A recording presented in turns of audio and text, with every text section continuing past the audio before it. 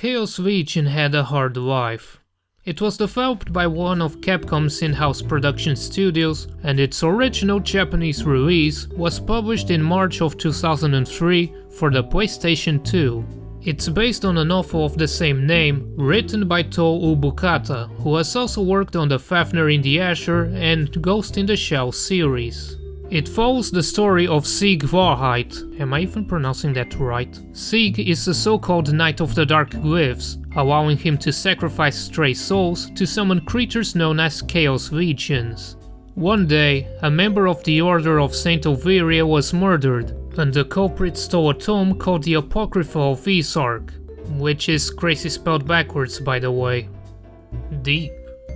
The criminal turns out to be Victor Delacroix, who was a friend of Sieg and a woman named Sila. Delacroix rebelled against the Order and Sieg as revenge for the apparent murder of Sila, and naturally the Order sends Sieg after him. To be quite honest, the game's story is a bit of a mess. It's basically a revenge story of a man who went down the deep end after a tragedy in his life, this man being Delacroix. You also meet Arcia, a maiden of the silver and sole survivor of her squad of gun-toting, short-skirt-wearing nuns. You actually get to play as her for a single level, and beating the game unlocks her as a fully playable character. There's a big twist near the end, although if you're genre savvy enough, you might have already guessed what it is. That's fine, but the way the story is presented makes it difficult to follow. The cutscenes and dialogue is rather cryptic, and there's always some new term being brought out of nowhere. Regardless, the story isn't the strong point of Chaos Legion. However, before I get into that, there's a bit to discuss about the original Japanese release of the game. It wasn't terribly successful and didn't have the best reputation. There are rumors of Capcom seeing disappointing financial results around 2003, leading some people to suspect that Chaos Legion was rushed in an attempt to regain those losses. The game ended up being praised for its excellent music, the unique concept and certain parts of the visuals, such as the gothic style, the large number of enemies, and Sieg's animations. On the other hand, it was criticized for being extremely easy and giving the player no real incentive to experiment with its mechanics. In the original release, Sieg is a one-man army, capable of dishing out tons of punishment while receiving little in return, even on hard difficulty. It also had some hilariously bad voice acting, especially from the Order's officials and Arcia. 汝を担うは暗黒の印にして巣はさまよえる魂を逃げとしこの世ならざる者どもを呼び寄せるな3つの聖印それは聖室の扉を開き赤き月へと至る道を紡ぎ出す古の金印あなただけは許さない These problems suggest that the game's release was indeed rushed. This would then be pretty much confirmed with the Western release. While the Japanese version played like a mix of Musou games and Devil May Cry, the international version, released for both PlayStation 2 and PC, plays more like... well, actually it still plays like a mix of Musou and Devil May Cry, but now also stands out as its own thing and is a very different experience. The most obvious change is how much damage enemies deal. Even on easy difficulty, a couple of hits means game over. Lots and lots of game over. Enemies also seem to be more aggressive, which means there are even more chances to get wrecked. A few new enemies have been added and existing ones have been tweaked. One big change is the separation of enemies into organic and metallic types. Most attacks are only effective against one of the two. Sieg's regular sword attacks, for example, are only effective against organic enemies, while the Malice Legion is only effective against metallic ones. Combined with a couple of changes in enemy placement, picking the right legion for each stage can make a big difference in how hard it is. I find that most of the changes work in the game's favor, making it an improvement over its original version. With some of its flaws ironed out, certainly Chaos Legion would get a much more positive reception overseas, right? Right? As it turns out, a lot of publications weren't very fond of the game. I'm not going to pretend that this game is perfect. In fact, it's far from it. However, some of these reviews seem a bit... questionable. You know, I'm not the kind of guy who likes to rant about how bad professional journalists and reviewers are. They already humiliate themselves more than enough after all. But I think that they could have done a better job. Let's take a look at the GameSpot review. A girl named Arcia who happens to be equipped with dual pistols and plays almost exactly like a certain white-haired demon hunter from another Capcom game. By the time you reach the 5th level, you'll have seen just about every enemy that Chaos Legion has to offer.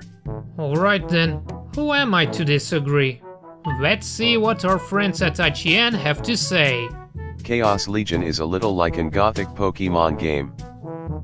The bosses and sub-bosses, well, they're easy and mindless. Honestly, you're not wrong. But only about stage 3 and 4, which I'm very willing to admit aren't all that great. Let's move on. Like a full-price Serious Sam title. Yeah, Chaos Legion is definitely comparable to a first-person shooter. It's too easy. Oh come on, you're just trying to sound like a hotshot. To be fair, the people responsible for marketing the game are also at fault. There's a quote on the back of the box saying that if you love Devil May Cry, you'll love Chaos Legion. This is rather misleading, because although both titles are stylish action games with similar art direction, the actual flow of the gameplay is pretty different. I'm not sure the preview that this quote comes from is at fault either, since the official demo only features the very first stage, which isn't a very accurate representation of the rest of the game. But anyway, I'm starting to sound like a fanboy, so maybe I should start talking about the gameplay already. You start the game with Thanatos, the Ultimate Legion. This powerhouse comes with a few upgrades and can easily demolish anything in your way. During the first stage. After clearing it, Delacroix does something to the Legion's crest and it shatters and flies all over the place. If you collect all the Thanatos chips scattered throughout the stages, you can summon it once more. Although it will be really weak and underpowered until you feed it a truckload of experience points. There are 6 other legions to play with, which you will acquire as you progress through the game. After losing Thanatos, you will find Guild, the Sword Legion, which uses quick sword strikes that are effective against organic enemies. At the end of the next stage, you receive Malice, the Arrow Legion, which fires arrows effective against metallic enemies. Following those comes Blasphemy, the Isis Legion, which is effective against both organic and metallic enemies, but comes with the slight disadvantage of being borderline useless when summoned. However, it more than makes up for it with its assist move. You will grow to love it.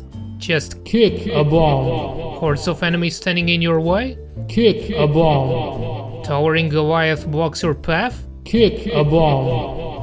Flawed, the Claw Legion, is composed of a few little ninja guys effective against metallic enemies. Arrogance, the Shield Legion, is focused on defense and charges up a powerful laser as it takes damage. Finally, there's Hatred, the Power Legion, which smacks enemies around with its sheer strength. You can pick 2 of them to bring with you. During combat, you can summon and unsummon them while on the ground, although you have to keep in mind that this halves Zeke's attack power and forces him to walk. With style. While on active mode, the Legion will actively attack enemies, while on passive mode they wait for your orders. By pressing the order button, the Legion will perform a synchronized attack. The legions are more or less brain dead, so knowing when to summon and unsummon them is important.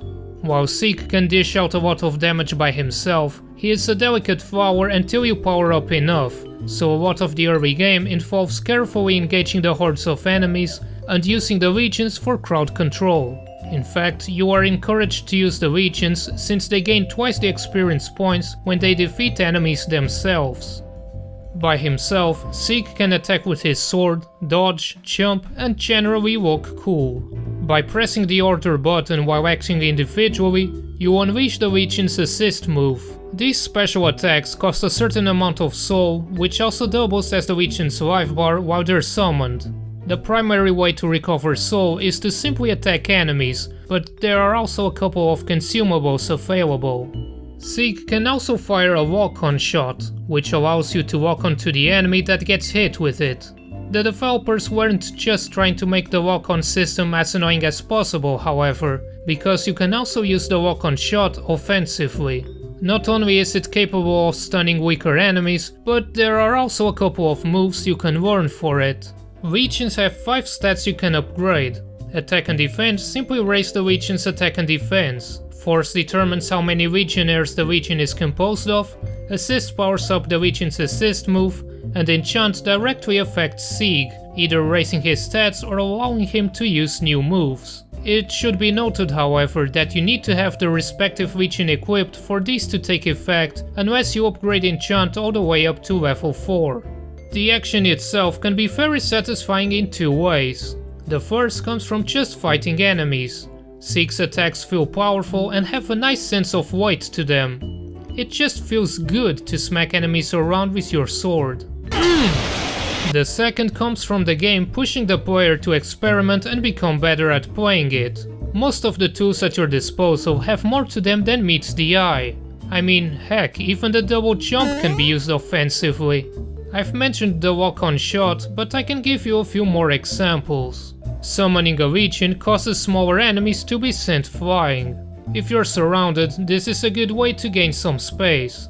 Legions also immediately perform an attack when they are summoned, allowing you to quickly call them, let them attack an enemy, then quickly put them out before they get hit. One important mechanic is the counter system. Attack an enemy at the right time and you will deal a truckload of damage. You also earn 4 times more experience points when you kill an enemy with a counter. As you've probably guessed, making use of counters is extremely useful. This would also be a good time to talk about the game's difficulty. Like I said earlier, the international release beefed up the challenge by a considerable margin. It's no exaggeration to say that the easy difficulty is now harder than the original version's hard.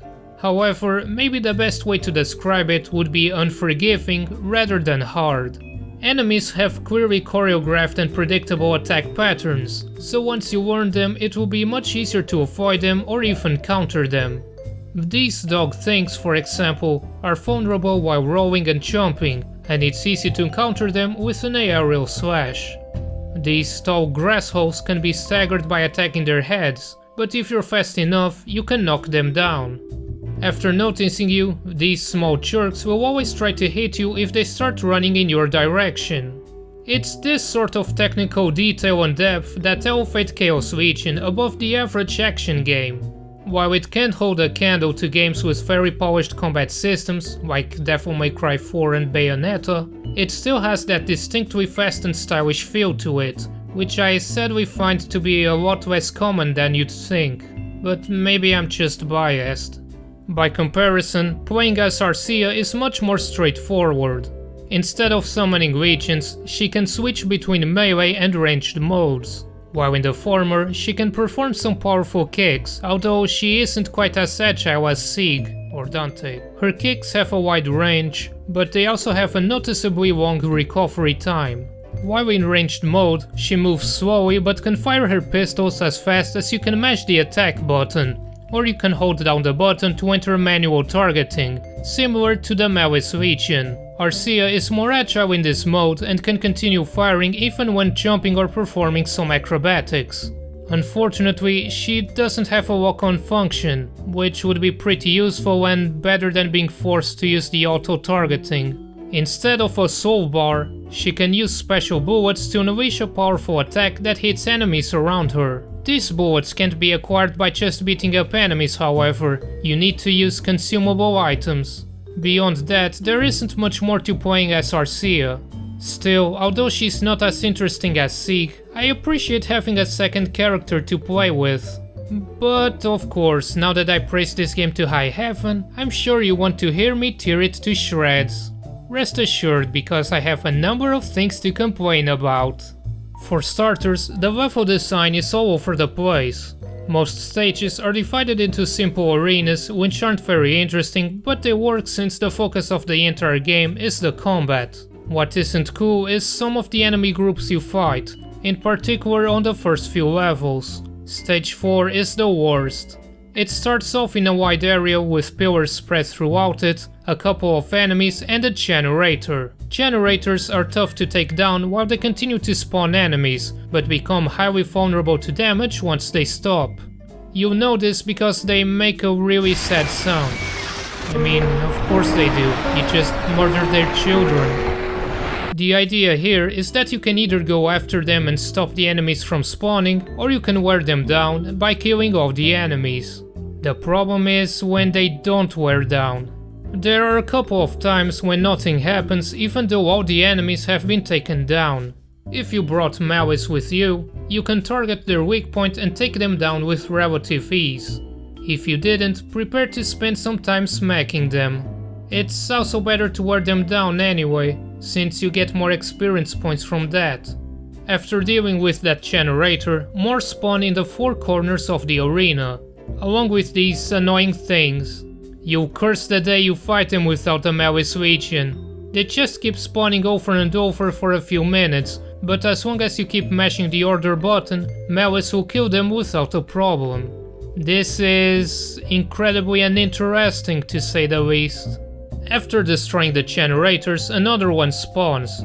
You kill all the enemies and nothing happens. Again. After taking down this one, the door to the boss battle opens. And it's a weaker version of stage 3's boss, except there's 6 of them.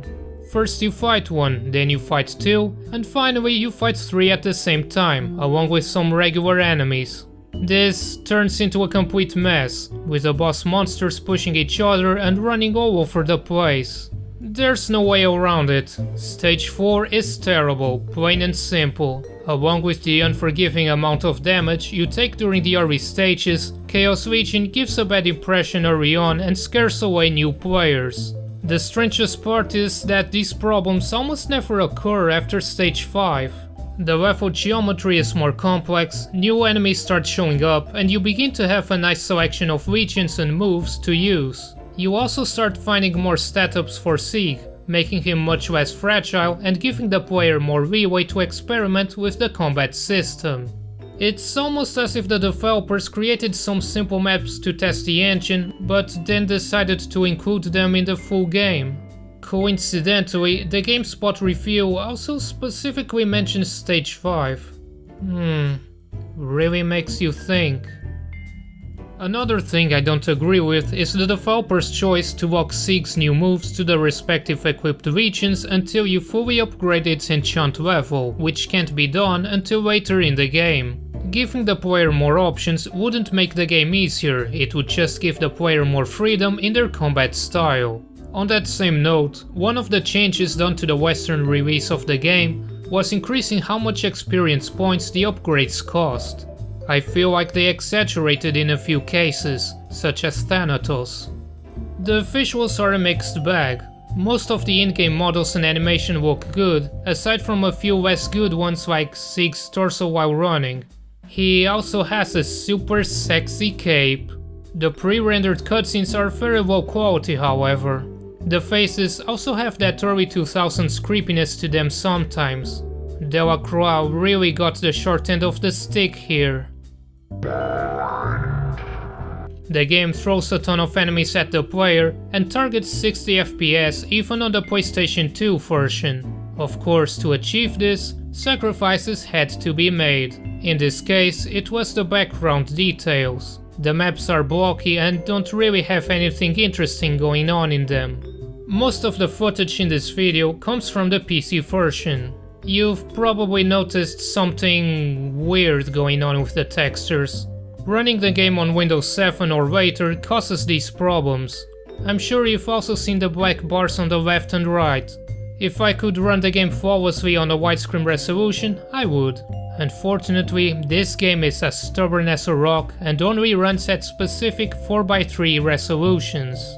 I've been looking for a fix since years ago, but I finally managed to at least get it to run at an arbitrary resolution. The game runs on DirectX 8, so you can use DigiFudu 2 to force it into running at any resolution. The problem, however, is that it's prone to crashing during loading screens and at the end of stages, so recording it isn't really feasible.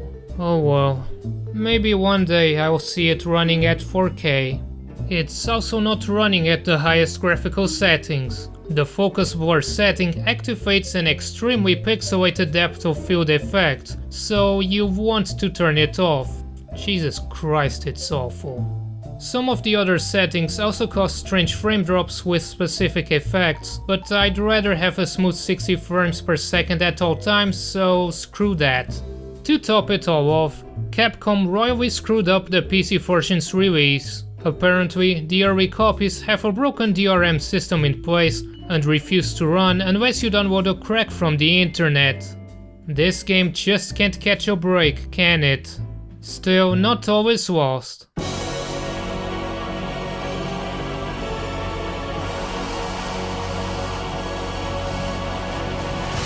The soundtrack is just plain fantastic. The first time I learned about this game was when I tried the demo, which came in an old demo disc. The moment this track started playing, I was pumped. And then the full game was quite the different experience, but the music was awesome regardless. You could add it to any game and it would probably make it awesome. It was composed by Hideyuki Fukasawa. While Chaos Legion's soundtrack wasn't his first work, it was the one that brought him considerable recognition. He has since worked on music for a variety of projects, his most well-known work being Street Fighter IV. Chaos Legion's fate is disappointing. Maybe you could say that I'm just over-glorifying an average game, but I genuinely think that this game deserved better.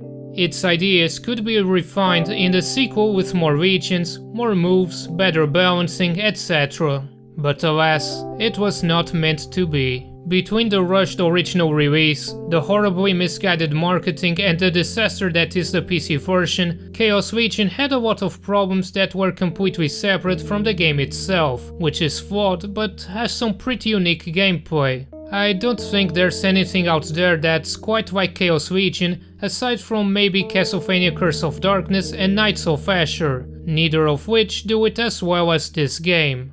It wasn't even deemed worthy of an HD remaster, and as a result there's also no way to enjoy it with the advantages of newer hardware.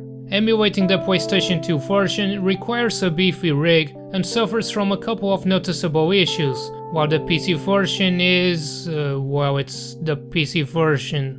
Oh well. Nothing left to do but get on with my life and show everyone on YouTube how much of a hipster I am.